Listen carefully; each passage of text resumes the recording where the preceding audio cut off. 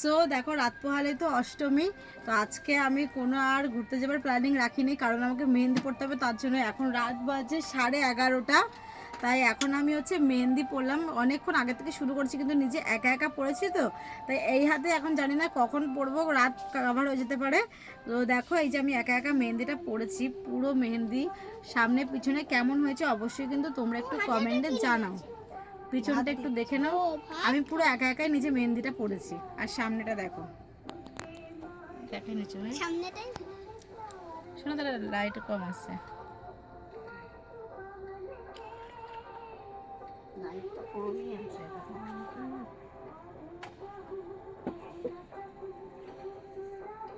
কেমন হয়েছে মেহেন্দির ডিজাইনটা অবশ্যই কিন্তু সবাই কমেন্টে জানিও। আমি নিজে নিজে একা একাই মেহেন্দি পড়েছি। এখন আমি আবার এই হাত দিয়ে, এখন বা হাত দিয়ে এখন আমি ডান হাতও মেহেন্দি পরবো। আপাতত এখন কথা দিতে পারছি না পরবো কি পরবো না, দেখা যাক কি হয়। এখনই রাত 11:30 বাজে, কাল সকালেই অষ্টমী। অষ্টমী